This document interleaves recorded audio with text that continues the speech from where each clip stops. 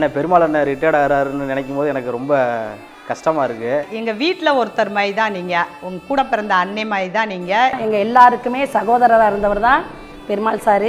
இன்னைக்கு உங்களுக்கு ரிட்டையர்மெண்ட் பார்ட்டிங்கிறது எங்களுக்கே பெரிய எக்ஸைட்டடாக இருக்குது. மொத்தத்தில் நீங்கள் ஒரு நம்ம ஸ்கூல் நம்மாழ்வார்னு சொல்லலாம்.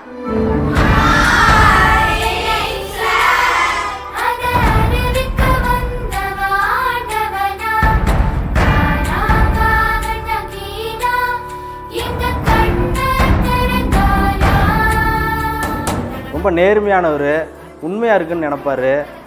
எந்த இடத்துலையுமே ஒரு பகட்டாக இருக்குன்னு விரும்பவே மாட்டார்.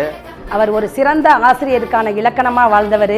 அதே போல் ஸ்கூல் டைமிங்கில் பார்த்தீங்கன்னா ஸ்கூலுக்கு ஃபஸ்ட்டு வர்றது அவராக தான் இருப்பார்.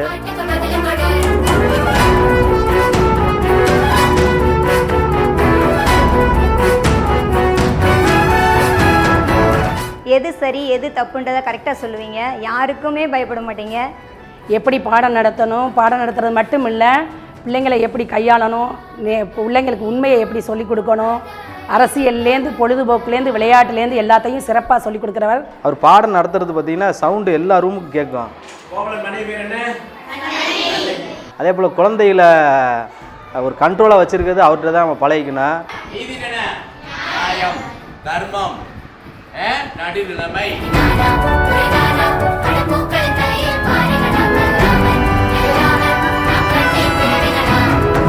சாரை வாழ்த்துறதுக்கு வயது இல்லைனாலும் நான் என்றைக்கும் அவர் பணி நிறைவு செய்தாலும் அவர் குடும்பத்தில் ஒரு உறுப்பினராக அவர் கூடயே அவங்க குடும்ப உறுப்பினரோட ஒருத்தராக இருக்கணும்னு நான் ஆசைப்பட்றேன். நம்ம ஸ்கூலில் ஒரு ஜென்ஸ் ஸ்டாஃப் இருக்கிறாங்க அப்படின்னு தைரியமாக இருப்போம்.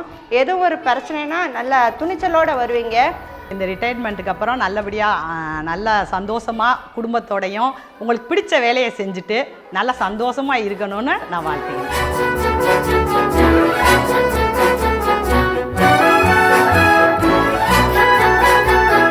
எங்களுக்கு பாடத்தில் ஒரு செகண்ட் கூட வேஸ்ட் ஆக்காமல் எங்களுக்கு எல்லாத்தையுமே சொல்லி தந்திருக்கீங்க.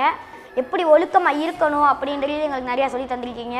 இப்போ நாங்கள் ஒழுக்கமாக இருக்கிறதுக்கு முதல் காரணமே அதுக்கு நீங்கள் தான் சார். ரொம்ப நன்றி சார்.